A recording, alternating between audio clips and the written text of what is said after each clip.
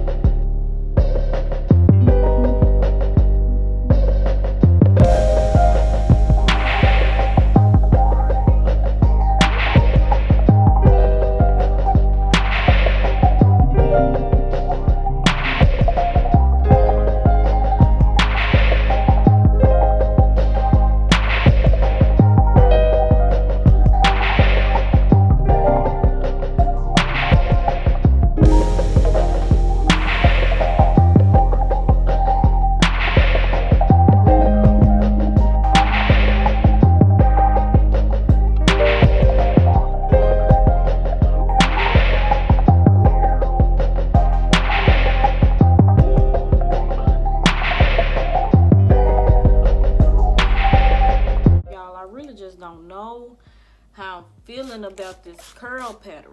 It's giving me too much natural vibes.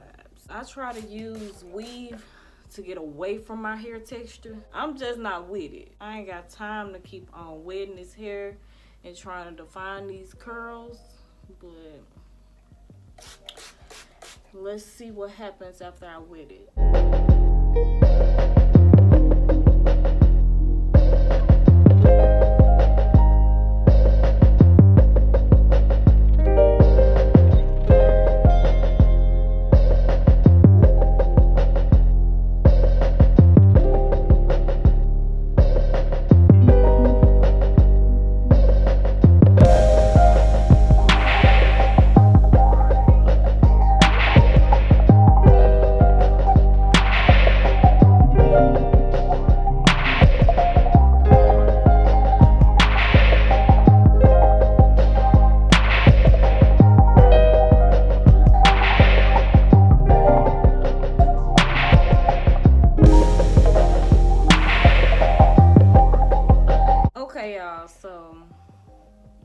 this is the best that I can do with this wig because, like, I just don't know.